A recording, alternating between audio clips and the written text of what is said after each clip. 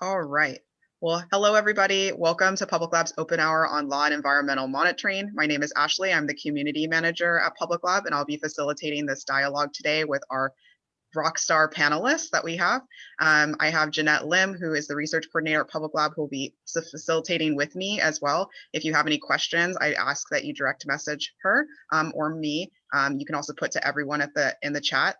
We also have a few other staff members here. I'll just introduce briefly. We have Stevie and Alana on the line. And it looks like we'll be joined by Liz as well. So if you'd like to go ahead, and we'll just do a brief introduction round before we get into our panelists.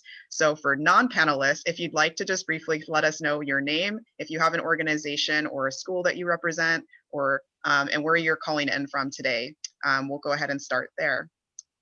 Nathan, I'll go ahead and start with you if you're ready.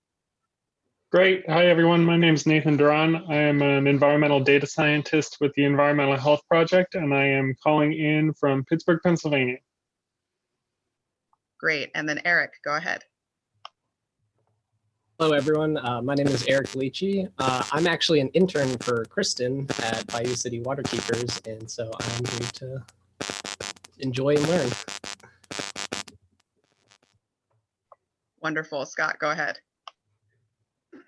Hello, my name is Scott Eustis. I'm the Community Science Director for Healthy Gulf in New Orleans, and we watchdog air and water pollution in the 5 states in the northern Gulf of Mexico. Thank you. And then Rachel, if you'd like to, we're just doing a brief introduction of where you're calling in from. And if you do have an institution or organization, it's not mandatory. You can also state that if you'd like. And I'm Ashley, the Community Manager at Public Lab.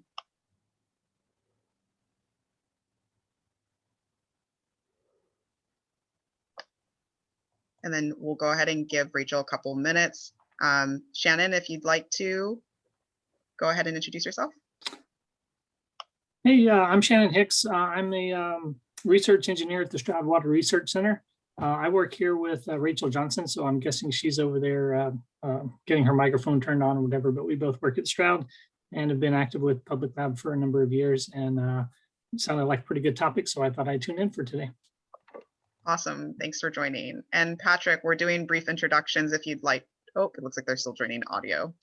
So just give them a minute. And Patrick, if you'd like to introduce yourself, we're just doing names and where you're calling in from, and if you have any affiliations you'd like to mention. Sure. I'm Pat Coyle. I'm in the Bay Area in Northern California. I've been a public lab organizer in the past. I see some faces like Scott and others and Liz, but it's been a while. I've been busy with Rotary and Engineers Without Borders work, but I thought this topic looked extraordinarily interesting, and that's why I'm checking in. Thanks. I'll mute now. Okay, great, thanks. So welcome everybody. Again, today's topic is on environmental monitoring and law. Just as a refresher, it sounds like some of you are very familiar with Public Lab. For those of us that are new, Public Lab is an open community that conducts affordable, accessible, and open source do-it-yourself techniques and investigates environmental issues, specifically with emphasis on environmental justice. We think that community members should be involved in framing questions, interpreting their own results, and drawing their own conclusions. We began our work at the Deepwater Horizon oil spill to address these issues regarding the information blackout in the Gulf Coast that the residents face. And we have now gone around with partnerships around the world. Some of our famous tools that we have used for community organizing are our mapping for balloons or kite mapping methods, where we set up cameras 1,000 feet and to take detailed aerial photos of, say, the oil spill in this case.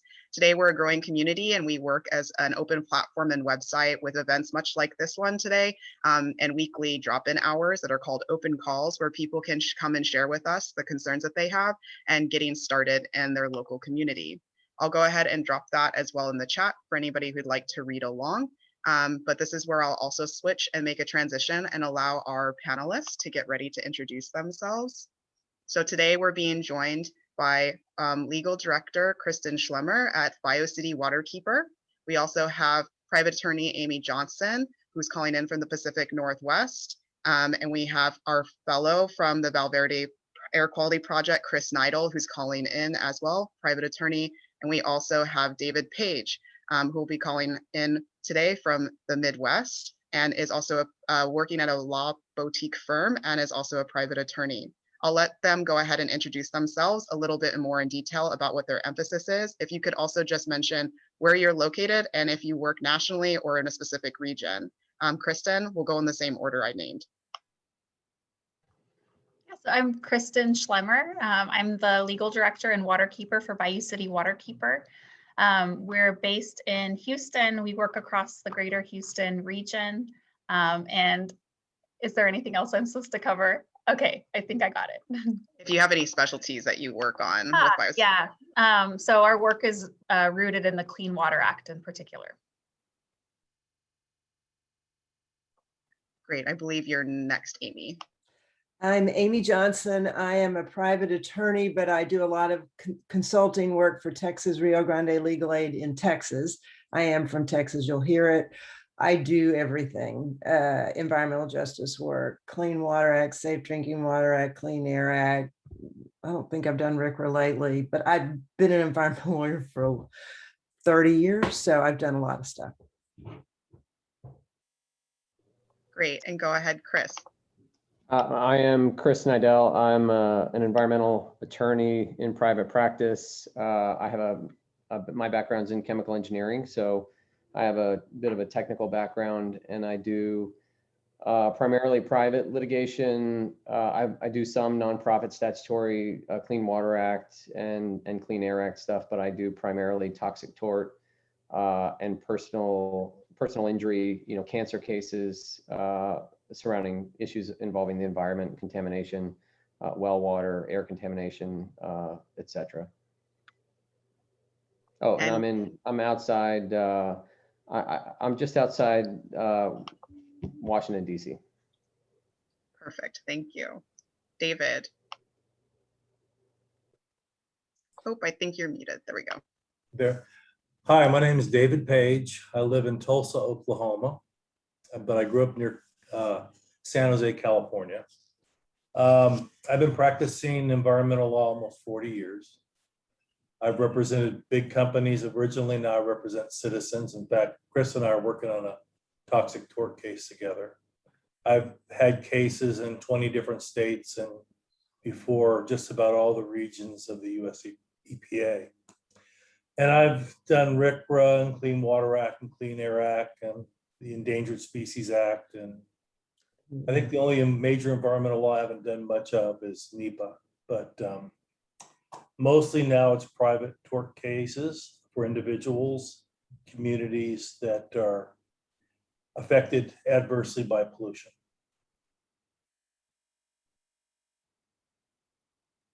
Great, well, welcome everybody. And just to ground us in context before we start our panel discussion, I wanted to give a brief overview of environmental law for those of you that are maybe new to this topic.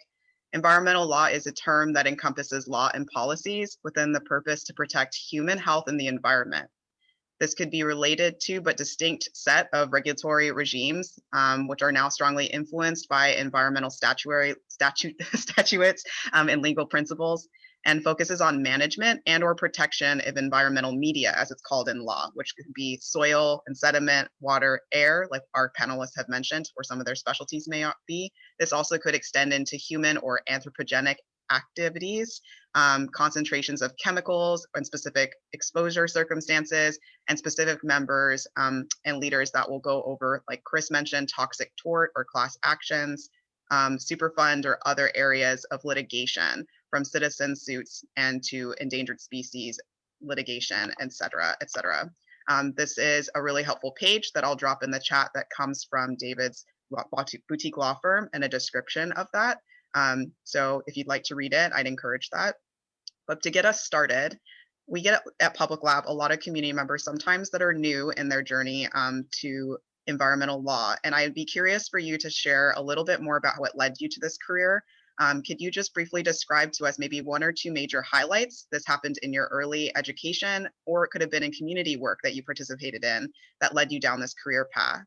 And we'll go in reverse order. So David, if you'd like to go first.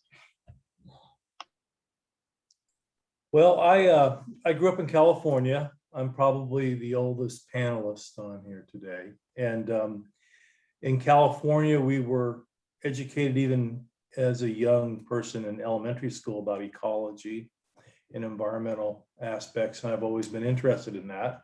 When I was in high school, I worked on saving some old growth redwood forests on the San Francisco Peninsula. So when I went to law school, I went to law school here in Oklahoma, and they did a lot of natural resources law, but environmental law was brand new.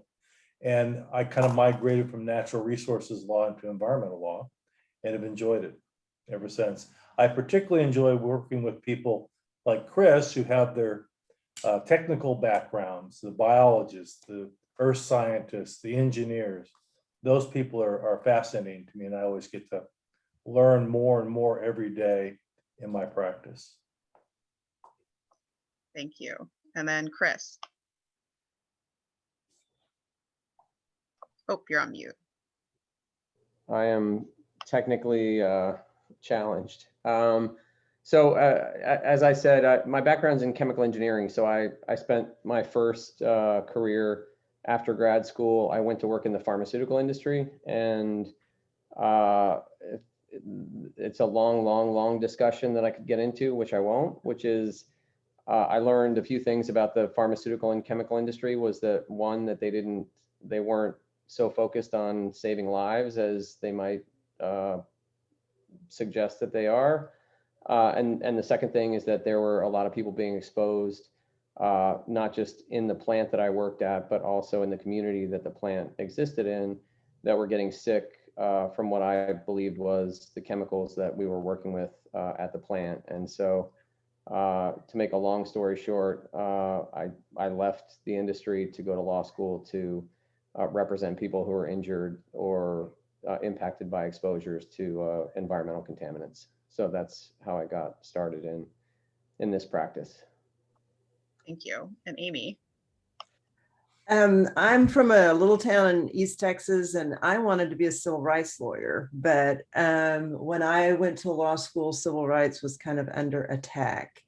And when I was in college, I had written for this newspaper called the statewide magazine called the Texas Observer, which is a liberal magazine. And I'd interviewed a famous environmental lawyer, Stuart Henry, in Texas. And I clerked for a judge who was called the real governor of Texas, Judge Justice. And after that, I eventually made my way to work for Stuart, and had been in and out. I'd served in I served in Governor Ann Richards' administration for a little while doing consumer insurance work, but have worked in and out of environmental law.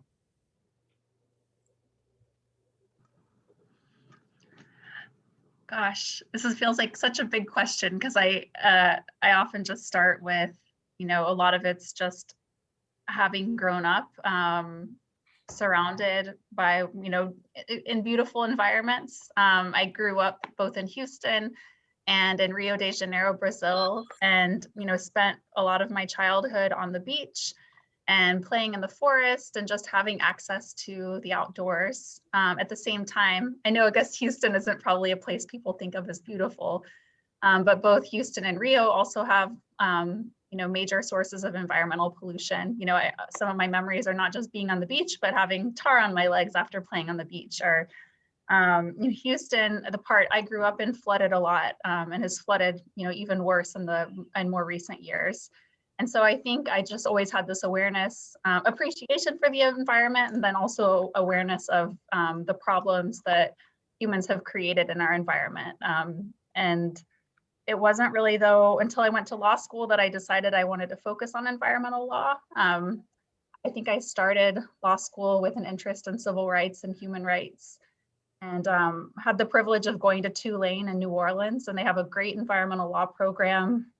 Some of you may know Oliver Houck, so I got to spend a lot of time with him in the classroom, and he took us paddling on the Pearl River in Mississippi, and took us, found excuses for us to get outside. And so that's when I started making the connection that I could potentially, do this as a job. But I graduated law school focused on litigation, in part because I wanted to come back to Houston, and there weren't really public interest environmental law jobs there at the time. And it's been in the last 5 years that I've been able to transition into this work, first at a small boutique firm, and now as the legal director of Bayou City Waterkeeper, where I've been almost 3 years. So yeah, I'm really thrilled to be doing this work. Thank you. I really appreciate getting to hear a little bit more about how each of you got into this as a profession and practice. As we mentioned in our introduction, Public Lab is really all about helping community members on the ground, and we specifically focus on helping folks gather or understand their data. But we know in environmental law that this can be deemed as non-professionals or non-experts, but this is also gaining as a traction as a tool for environmental protection. This could look like assessing the impairment of rivers, lakes, and other freshwater bodies, monitoring air quality at a hyper-local scale, and reporting regulatory non-compliances. Not surprising, environmental agencies by state, tribal, and local levels in the United States, and increasingly across the UN, are increasingly transforming their approach to how they look at citizen or community sensing and monitoring. Just even last week, the Environmental Law Institute held a discussion on these advocacy pathways and environmental protection programs, which I'll share a report that offers best practices in the chat. But I'd like to hear from each of you, and this is an open discussion, so I won't be calling on you at this point. When you were first introduced to community-led environmental monitoring, when was this? When did you first get exposure to citizen science or community science in your practice as a lawyer or attorney? And what was maybe your first or most memorable experience with this? It could be a particular case, if that's something you'd like to speak about. And I'll just leave it open for whoever would like to speak first.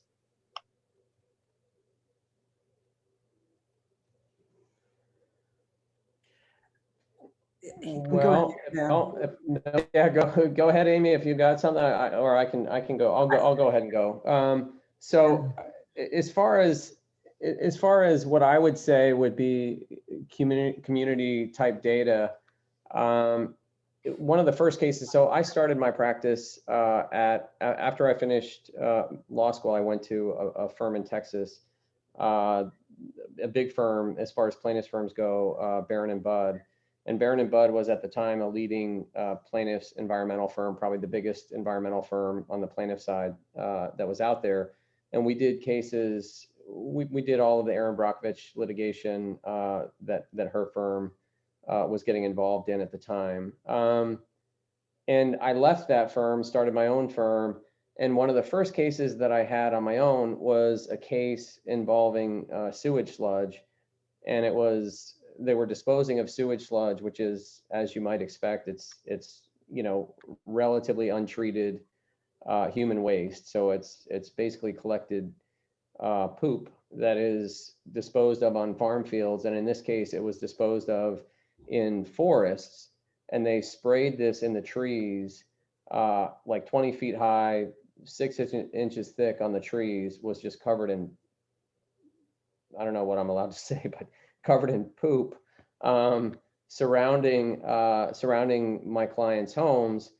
And when I say data, what we had was, I had pictures of the fields, but one of the most important things I had was aerial photos that were taken by some flyovers that showed these massive, it was 1,300 acres of forest with lines cut in the forest, and all of the trees, we knew from the ground level photos were covered in poop.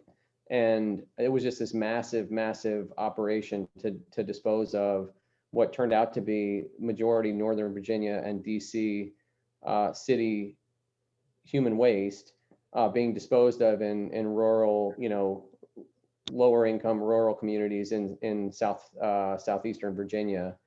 And so, looking at these aerial photos and piecing together the data related to, and also one of the things that showed up in those aerial photos was the massive nutrient, this algal, there was a lake that fed into the James River in Virginia, and this pond was just full of algae, and you could see it sort of as it came from this, as the runoff came from this forest and then into the pond and then out into the river.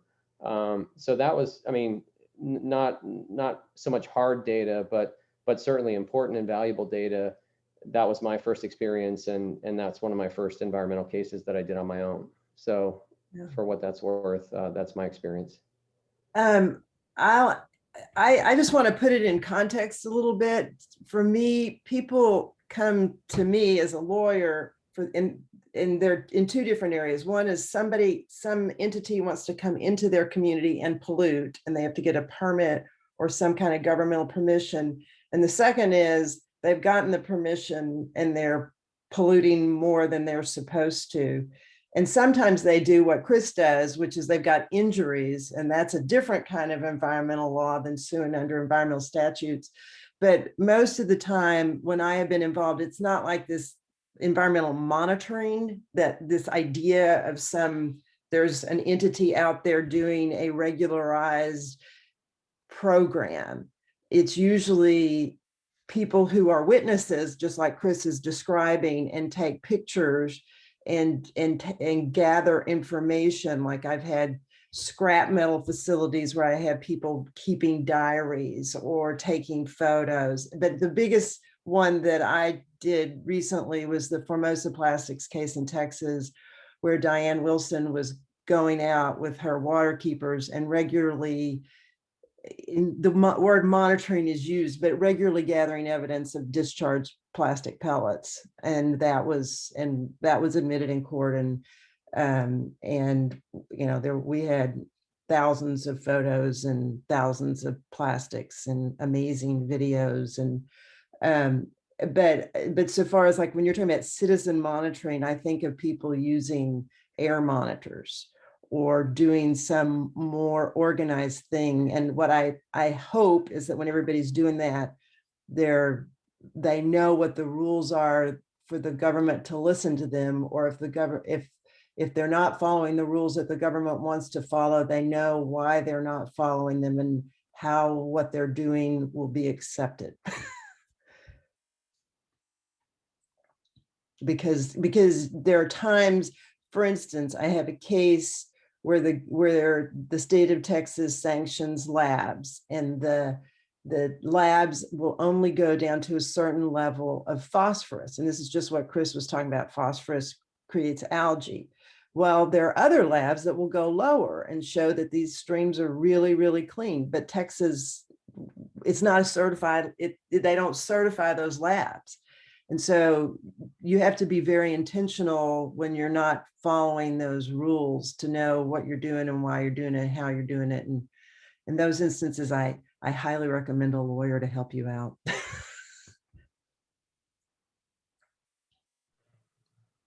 guess just to add to what Amy said, because I've just been kind of thinking here about, you know, how community science shows up in our work. And right now with our legal work, it really all, I mean, when I hear about a potential case, it's like when I was in private practice, somebody calls me and says, hey, something's going on. Is there, you know, is this a legal problem? And a lot of what we do next, you know, first I get all the information I can from that person. Maybe we'll go out and visit the site just to lay eyes on it, or, you know, even look at other publicly available data, like Google Earth can sometimes give a good idea of the progression of a problem over time. But I'll often then issue public information requests, and there's just so much publicly available data that's being gathered by different entities. It's not always complete, but it does give a really good idea of, in a lot of cases, of the full scope of the problem. And so our lawsuits that we've been involved in at Bayou City Waterkeeper have really relied on this documentation that's already been done. That said, we did hire a scientist this year to join our staff. And one of the things she'll be doing is helping build our water quality monitoring program. And a lot of what we're thinking is thinking about as we work to develop that is how can we fill gaps? We know that there's all this data being gathered already. So where can we focus? Who can we work with on the ground? And, you know, when I'm thinking who, that's community members most affected by pollution in the greater Houston area, and give them the tools to do that water sampling on a more regular basis with support from our scientists. David, do you have anything else you'd like to add? Here. Well, interestingly enough, I've been in private practice mostly with a few governmental entities. I represented the state of Oklahoma one time, but mostly with industry or against industry. So I haven't worked that much with nonprofits or community organizations. However, what I would emphasize is that to the extent you can, try to collect data that can be used in evidence in court, if at all possible. Because someday you may have a lawyer, or your lawyer may say, you know, I really would like to be able to use this data, but a lot of times it'll be excluded. So one of the things that I have talked to community organizations about is that they go out and they have their cameras, or everybody has their cell phone now. So everybody has a camera with them. And you can take pictures of what you see, and then those pictures can become evidence, provided that you can say three things about that photograph. One, that you took it or you were present when the photograph was taken. And second, does it accurately represent what you saw there? And then, of course, you want to date it and give a location. And of course, the metadata on phones a lot of times provides that. But just taking pictures, as long as you can, you know, jot down that you saw it or you took the picture, that's what it looks like, then that becomes evidence for a case if you need to prove, for example, a release or a spill or something like that. Then the only other thing I would recommend is that if you're trying to gather water quality information, for example, try to use the EPA methods that are found in the Title 40 of the Code of Federal Regulations, both the analytical methods and the sampling protocols, because again, people that do not want to comply with the rules will often use evidentiary roadblocks to getting evidence in to prevent you from proving your case. So those are just little things in background that I would recommend for people that are in the community. Try to spend a little bit extra time and make sure, or try to get your evidence such that it could be admissible in evidence in court. And can I add to that, what you can do, like the EPA guidelines, find out who your local state regulator is and call them up and make them do their job. Just say, I want to gather some stuff. How do I do it? And say, send me the regulation. It's their job to do it, and make them work for you. And even, you may even be able to get them to come out and help you. But most of the programs are run by the states, and EPA has guidance, but the states are the ones who are doing it. And so, and most Texas is really big, so they have lots of regions in, but I think most states are going to have regional folks, and get to know your regional folks, and make them think that they work for you too, not just industry, because most of the time they just think they work for industry, at least in Texas. They may think they work for others in other parts of the world, but they frequently, who they interact with is industry. And once they start interacting with you, then they feel some different thing about you, and you're not, that you care.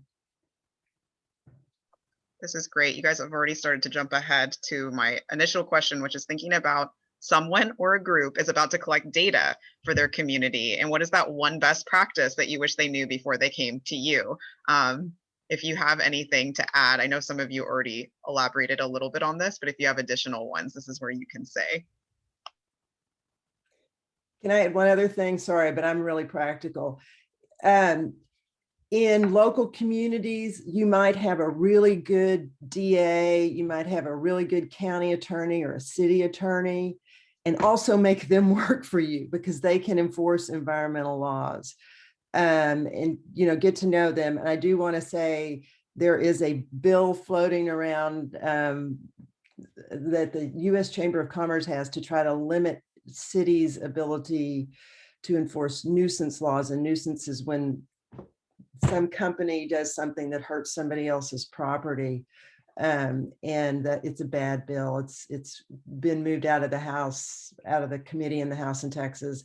But anyway, but those are other people that can help you, that might even do some work, but you got to cultivate them. And the other people to cultivate is legal aid. If legal aid isn't doing environmental justice work in your community, make them do it. They represent poor people, and poor people are the ones who frequently get dumped on by polluters. Kristen, maybe taking that comment while others are thinking, do you have legal aids like where you were based, or is that kind of where you said maybe your nonprofit has to kind of fit like some gaps that might exist? Can you speak to that from the nonprofit perspective? Yeah, so in Houston, we have a great environmental justice team at our legal aid. And I think their first hire was in 2016. My position was created maybe 2 years after that. And I share that just to say, you know, we're Houston, like we're the 4th largest city in the United States. We very diverse, very economically diverse. We have lots and lots and lots of industry here. Some people call us the Petro Metro. So for me, I mean, I guess that could suggest why we've had no attorneys at legal aid or at nonprofits to do the kind of work that we're doing. But it also just shows the need for it. And so there's, you know, 4 attorneys at Lone Star Legal Aid on their environmental justice team. There's 1 attorney at Bayou City Waterkeeper. There are, you know, private attorneys working in Houston and then also at Austin at Amy Johnson's old firm who help out here too. But this is, you know, for such a large place, it's really underserved on the public interest environmental side. So it's just so important for us to have really strong relationships with community so that we can really do, you know, focus in on the legal side and, you know, make a difference in court at least. So I think to give some answer to this question about collecting data, I think, you know, I'm curious what other attorneys would say, but you know, there's a tension between having, well, I should say, first of all, there's no such thing as bulletproof data. I mean, you can hire someone with a PhD and they can use a lab and they can use all the recommended techniques and EPA methods. And a defendant that you go file a lawsuit against is still going to challenge the data. I mean, I've had defendants challenge EPA's data. So, you know, there's no such thing as data that is, you know, automatically admissible into court. When someone calls and says, well, we want it to be admissible, what do? I mean, you can make it more admissible or you can increase the chances of its admissibility, but there's never a guarantee. And the next point that I would make is that there's a real tension between, you know, to use whatever it is, you know, you don't want to let the perfect be the enemy of the good, in the sense that, you know, hiring someone with the right training, using a lab that's certified, those things increase the cost as you go. And so you end up with a tension between getting a useful amount of data and let's say getting, you know, 3 data points that are certified and, you know, quote unquote bulletproof, but it's only 3 data points. So you really don't end up seeing what you need to see. And, you know, we could use an example of fracking. We could use all kinds of examples, but, you know, if you're looking at the impacts of fracking on your community, those effects are going to be transient. So if you go out and take one 24-hour sample because that's all you can afford, and you get somebody to come in and do that for you, there's a very good chance that you're going to miss the effect. And so, you know, you have to balance, you know, the tension between having a person that's got a PhD, having the right training, using a certified lab, and getting the most amount of useful data, right? So there are some things that you could test that maybe don't require a lab, like pH or conductivity in a stream, for example, where you could go out and do that testing yourself and get some data, and then maybe on the second round, spend some money on someone that could come out and do the testing that would actually you'd be actually using in court, because now you know it's after midnight that the levels in the stream go up because somebody at the end of the stream is dumping in the stream, you know, the waste that they're not doing during the day or whatever it is, right? So, you know, it's I guess the point would be that data, there's no such thing as perfect data. You want to start collecting data. You want to keep notes about where you took data. If you're looking for bacteria, you want to make sure that you're using clean techniques and sterilized gloves and things. But there's no one right answer. And the other thing I would point out is there are labs, and you know, lab sampling I would say generally has gone down in price, at least relative to inflation. I mean, you can go out and get, you can get DNA testing now. Dave and I have talked about this at length, but you can do DNA testing on agricultural runoff to see if it's from cows or pigs or humans. You can do that testing now for under $100, where it used to cost $1,000 or more per sample. And so communities now have much more power, not that they're going to be doing this PCR analysis in their own homes, but you have access to it through these labs where it's, it's a relatively small cost. So I think, you want to talk to somebody who's done some of these investigations before, probably like the attorneys that are talking here, because I think there's a real way to sort of strategize and figure out, where to use the free and low cost options, and then how to move up into the more admissible, bulletproof, hard data options as you start to learn more about the source that you're investigating. Sorry, that was long. That was super valuable. I appreciate all of you alluding to also how important it is for, at least in the US context, I'm sure this is appropriate for wherever people are calling in from, that knowing your local political processes is really critical for kind of figuring out your legal process and if it's something that you're going to go and ask for more support from. I just wanted to go ahead and open the floor now to general discussions from our audience. And if we have none, I will go ahead and continue to ask more questions.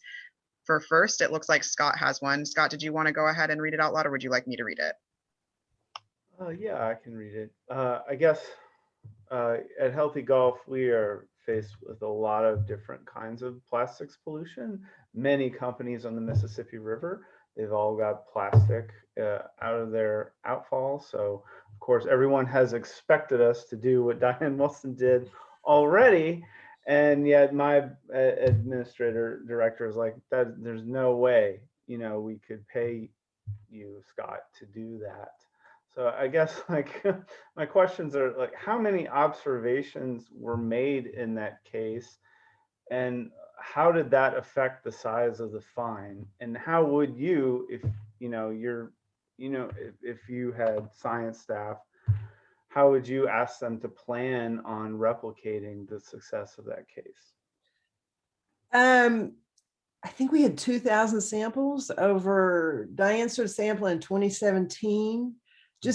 What's really important though, in 2013, their permit was up for renewal. And so I was hired to help comment on the permit. And one of the many things that we said, like one paragraph was, you've got this thing that says in your permit, you can only discharge a trace amount. And we think that needs to be clarified. And they said, oh, no. We all agree that we're not supposed to just, so we got them on record in 2013.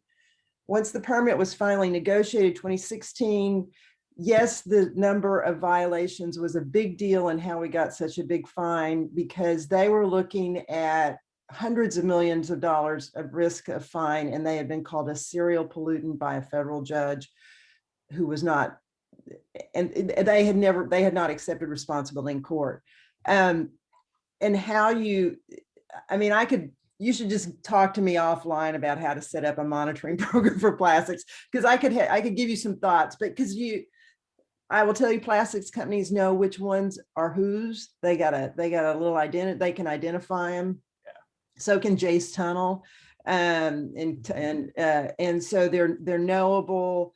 But the thing that you're going to have to look at is what's your regulatory framework, because ours was no more than a trace amount. And eventually what we agreed to is trace means you can see it. And once you know how to look for pellets, you can find them. But we had videos of Diane sitting in a kayak and just going all around, and their pellets, she's floating in pellets. Okay. So there was never, even their expert had to agree that was more than a trace. But just put your email down there and we'll talk about how to go after plastics companies. Yeah, I think just in Louisiana, I don't think there are EPA guidelines. It's just the visible standard. So plastic is regulated as floating debris, But so if it's on the boat, it's regulated by maritime. It falls under the water. It's kind of a legal black hole. And the agency has stated that they have to wait till it comes back up and floats on the surface, by which point you may have lost, what company spilled it. You may have lost, you have to, the agency has to wait until it becomes floating debris until it can initiate the cleanup. It immediately floats though. It should float the minute it drops in the water. It floats. It will not sink unless it's got something else on it. It will float. Plastics, that's one of the physical qualities of plastics is they'll float. So that, yeah, no, I know. PVC will float for a little bit and then it'll sink, but everything else, polypropylene, all the PP, whatever, it'll float. It'll float. So, okay, I got your email. I'll call you. I'll email you and we'll talk. Thank you so much. Yeah. Wig, it looks like you have a question as well. Yeah, hi, thank you, everybody. It's nice to see this happening. Yeah, so I do some fundamental research with the research universities on air pollution, mostly focused on very large scale transportation sources like highways and metropolitan airports. But it's come to my attention that the subcellular immunology and inflammasome biology has evolved a very long ways over the last 20 years. And none of the ambient air pollution scientists know that, none of them. And yet all the immunologists who do subcellular inflammation research do know this. The genetics researchers know it, so forth and so on. So, and ironically, the occupational exposure people know it because Brooke Mossman at UVM, Professor Emeritus, was focused on mining exposures. And she caught on to this more than 12 years ago and was co-writing some of the original papers. So she understood it from an asbestos and silica and marble and granite exposure point of view, but it never transferred over to ambient particles.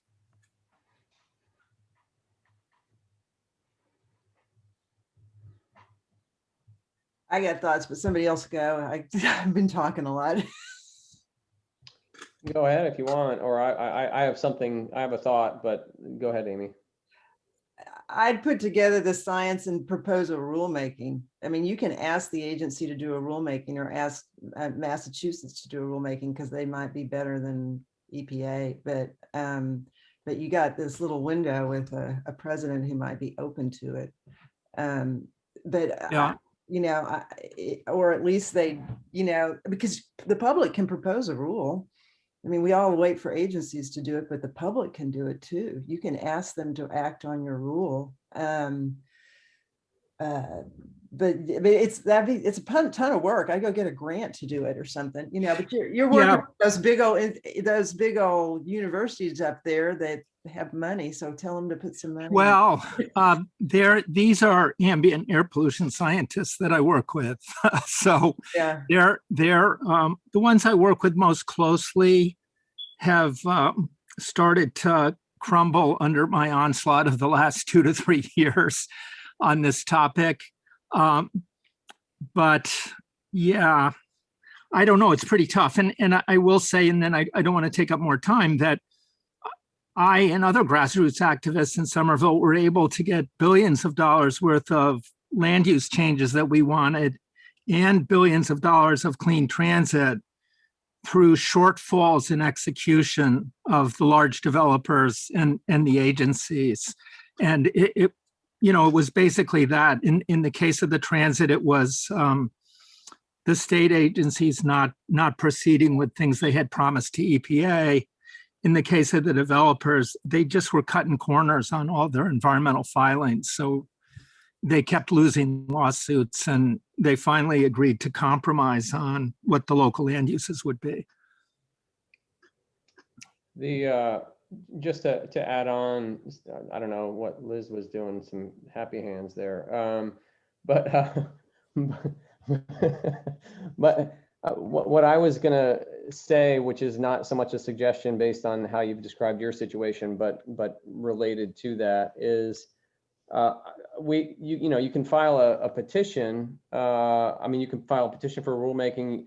I worked with a group that filed a petition under TSCA, and now we're suing the EPA. So, we have a lawsuit against the EPA for failing to regulate fluoride based on new science on fluoride. So, there is, it takes money, it takes an organization with some resource or ability to raise that resource, but there are options. And, in the EPA, I would say sometimes there's ignorance, sometimes there's politics, and sometimes there's pure corruption with the EPA, depending on, the administration and the issue. So there's not one size fits all, but, it starts with voting and it may end with a lawsuit. But there's a lot of work in between, but there are examples, and I have one currently. We had a trial over the summer against the EPA, and we're still waiting for the court to rule on the fluoride issue that we argued that they were way behind the science on. So that's an example. And ironically, Anthony Cox understood this perfectly over his years of tenure over the Clean Air Scientific Advisory Committee, because he was defending asbestos and mining companies, and he caught on to it because of Brooke Mossman at UVM, because she knew the science. He caught on to it, and he was just laughing at his perception of the ignorance within the ambient air pollution environmental health community, even though he didn't really have the insightfulness himself. He got it from someone who was an occupational scientist. So thank you very much.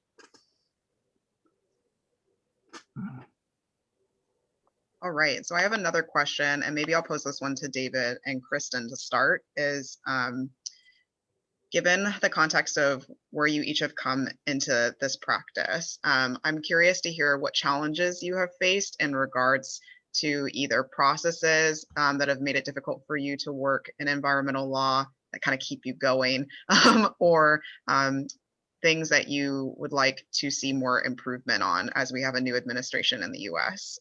Whatever you'd like to speak to, and whoever would like to go first. Kristen, go right ahead.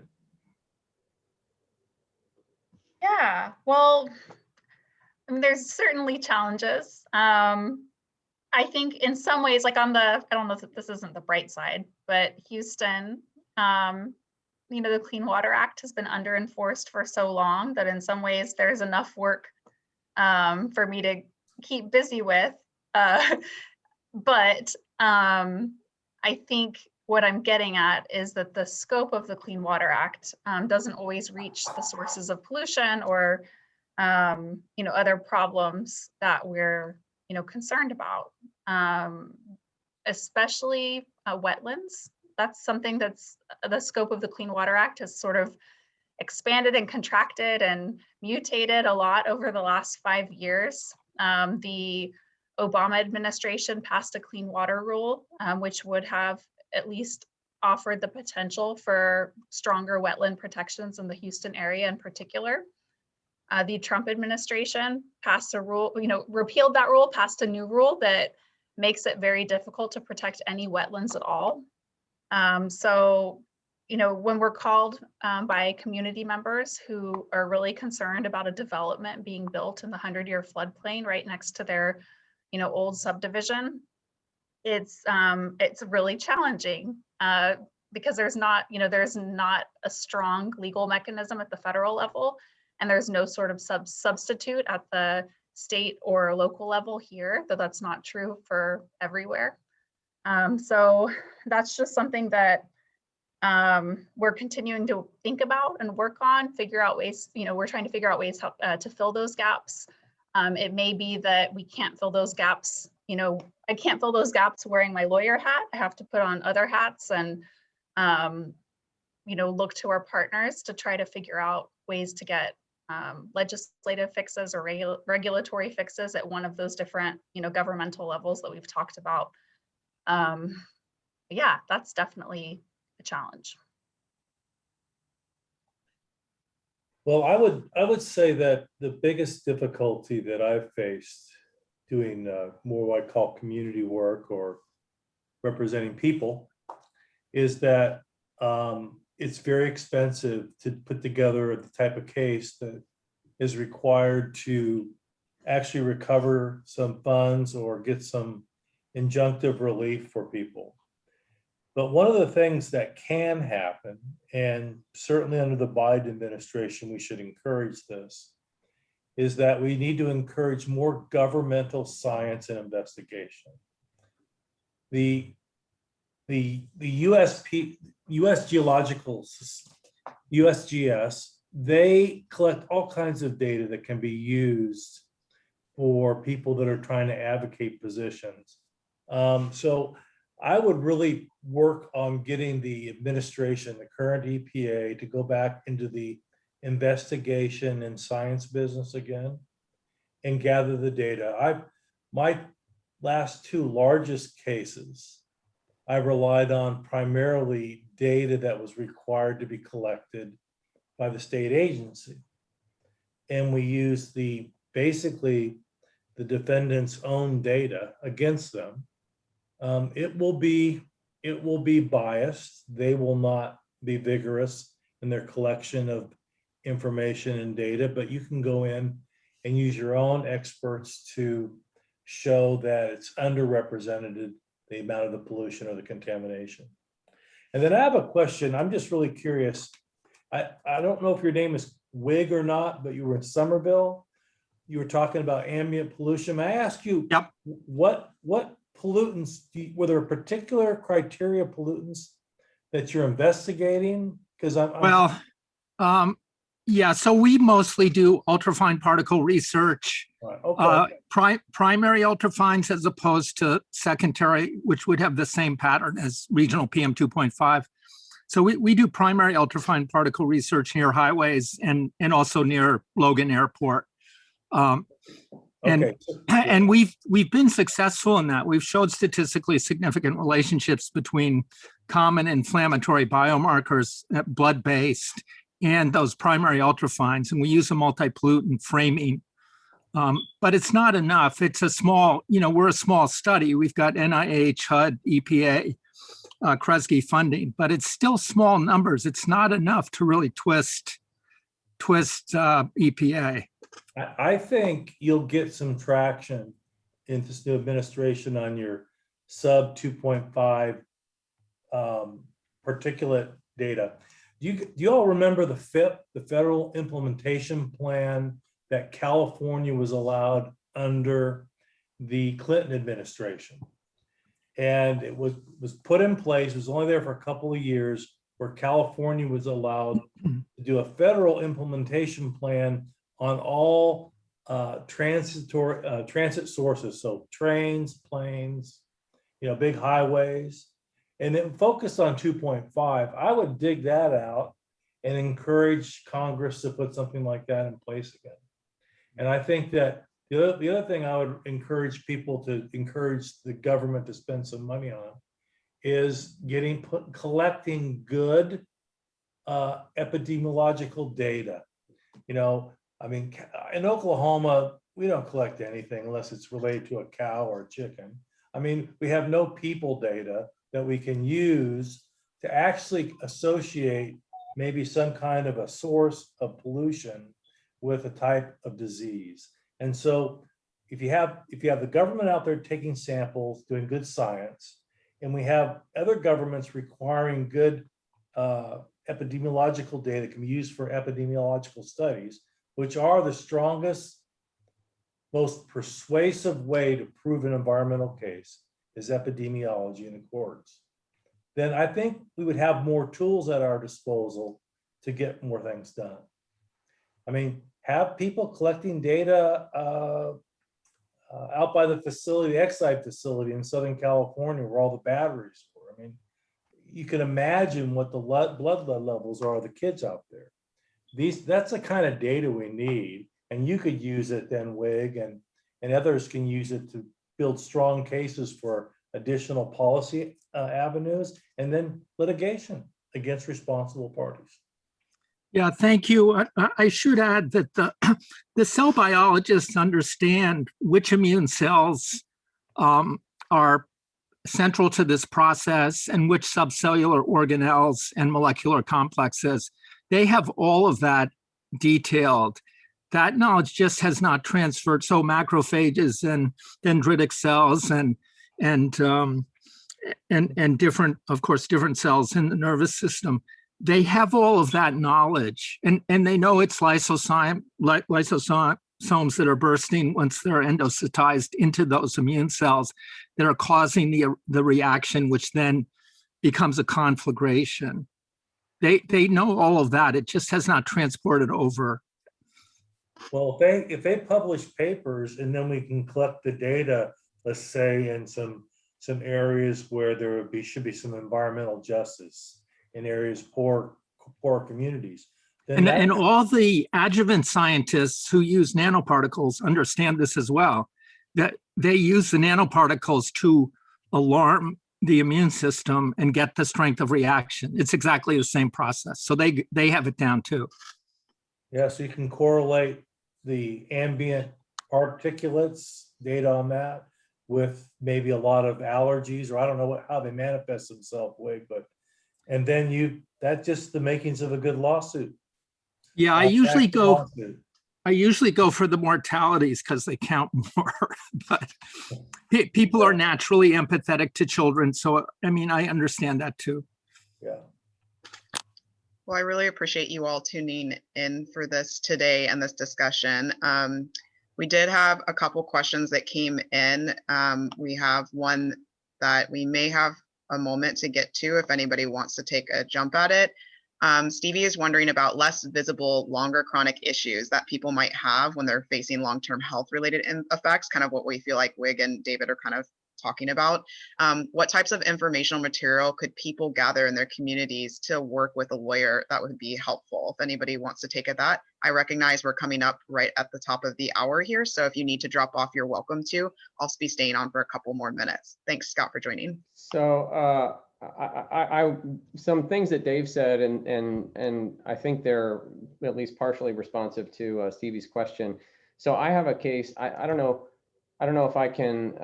Am I allowed? It says I can share my screen. Can I share my screen? Does that sound good? I think so. It says maybe I'm disabled right now. Let me go ahead and try. Go ahead. How about now? Let me try. Yeah, it looks like I can now, if I can find the right one. Okay.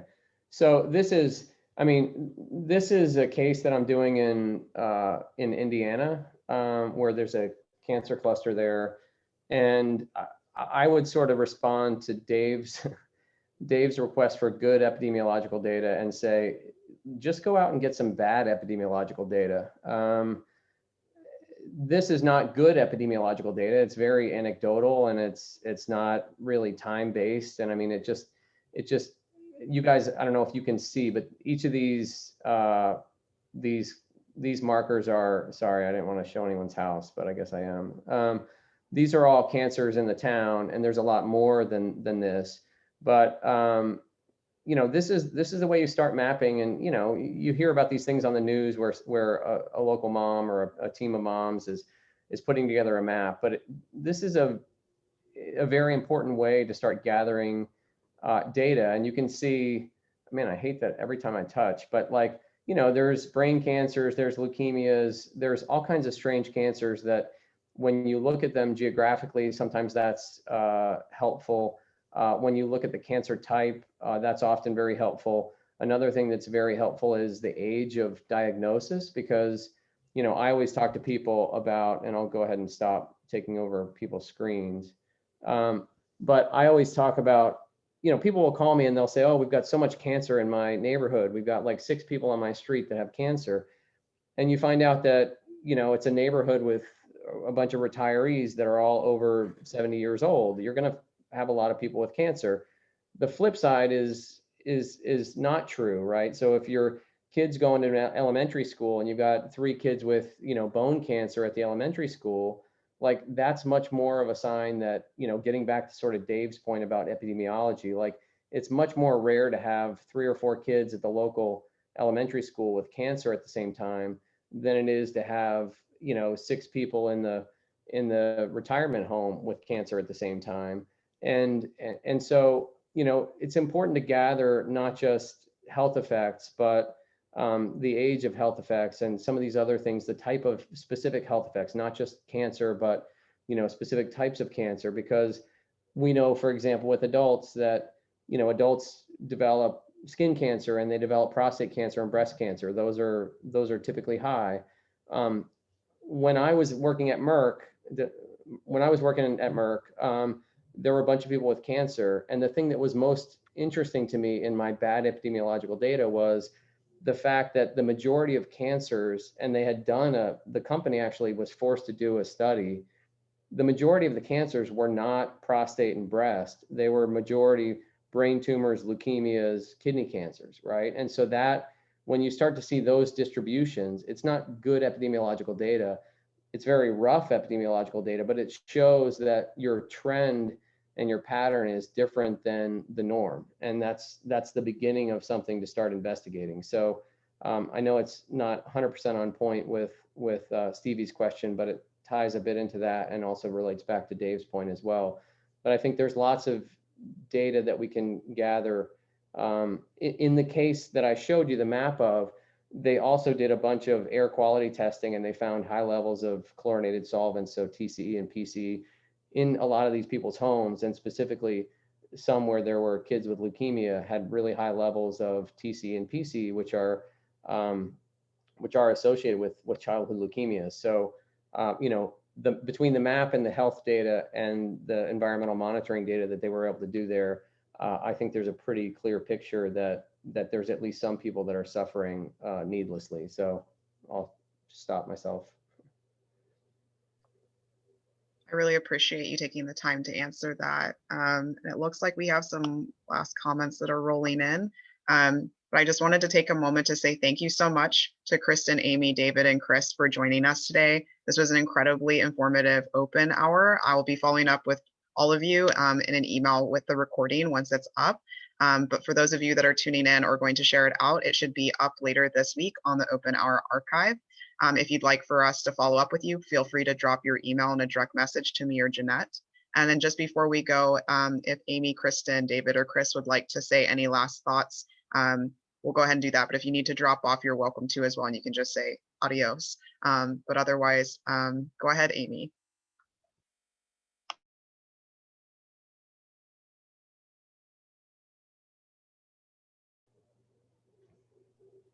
You're muted. All I said was nice to meet everybody, and you know, we don't need to hear anything more. Bye. And then any last words from our panelists, go ahead. It was nice to meet everybody, and now's the time to push this administration on all the things we've talked about, but particularly environmental justice. It's time to open up that chapter of that book again. Sounds good. Awesome. Really happy to be here today. I guess maybe my closing thoughts are lawyers aren't saviors. We're not here to be superheroes. We're here to help. And I think a lot of times it feels like the role of lawyers is magnified, but really it's the hard work that community members and with the help of scientists especially that allow the lawyers to do our work. So really it's all of us working together that can make a difference for the environment and for environmental justice. So I do want to say something. Kristen she had referred to this a little bit before, and I do think it's important, especially on a discussion that's focused on the law. I mean, the law is terrible, right? The law of personal injury is terrible. The law of environmental statutes is pretty terrible, and it's very rare that the law provides, even approximates a good solution, right? There are examples, and we have them, and even when we see headlines about big settlements and lots of money, it doesn't always mean that we fix the problem. So, lawyers are one tool in the toolbox, as Kristen said, and I've said many times, like the law is not, a lawyer equipped with the law is not a superhero, and very far from it. Like, we have pretty bad tools and we try our best to use them.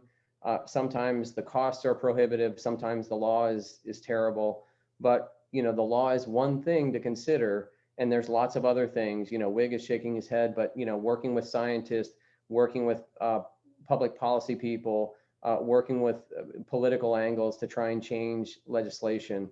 All of these things are needed to protect people from these types of exposures. And especially when we talk about, as Dave mentioned, environmental justice. I mean, I represented one of the, quote unquote, the most heavily polluted zip code in the country, just outside Detroit. And we got thrown out of court because of terrible law. So, environmental justice sounds good, but in courtrooms, it doesn't mean a whole lot if the law's not on your side. So, it's really important that you recognize all of the tools that you've got and not put too much reliance on any one. And that goes for law as well, because the law is far from perfect. And there are lots of hurdles, depending on your situation, to making, really any use or certainly effective use of the law. So that's not to say it doesn't work, but it's not a savior. It's not a superhero. And we can only do what we can do within the system that we have. So I think that's important. And thanks to Kristen for pointing that out.